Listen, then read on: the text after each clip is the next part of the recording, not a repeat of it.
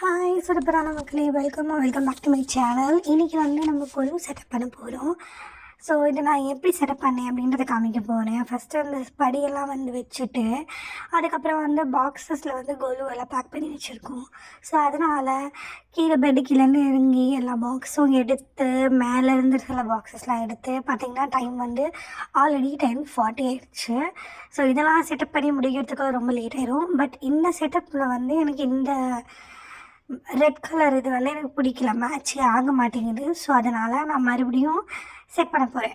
So first வந்து எல்லாத்தையும் remove பண்ணிவிட்டு, அதுக்கப்புறமா அது கூட வந்து ஒயிட்டே போடலாம் அப்படின்னு சொல்லிட்டு முடிவு பண்ணேன் நான்.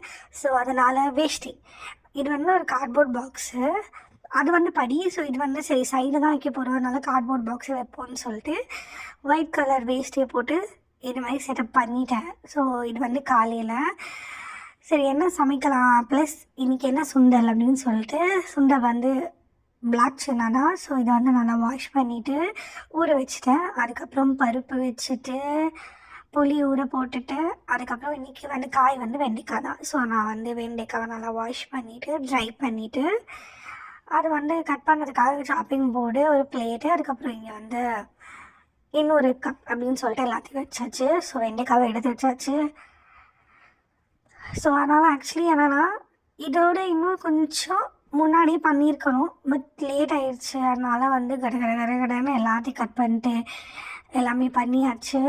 ஜென்ரலாக வந்து ஒரு 5:30 இல்லை 5க்கு எழுந்துக்கிறது, பட் இன்றைக்கி நான் 6க்கு தான் எழுந்தேன். ஸோ அதனால் கடன்னு எவ்வளோ முடியுமோ பண்ணிவிட்டு எல்லாத்தையும் வந்து பண்ணி முடிச்சிடணும் கரெக்டாக டைமுக்கு அப்படின்னு சொல்லிட்டு ஃபாஸ்ட்டாக பண்ணிகிட்டு இருந்தேன் நான்.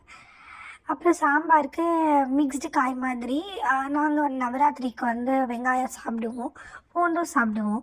ஸோ அதனால் வந்து நவராத்திரிக்காக அந்த மாதிரி பார்க்குறது கிடையாது.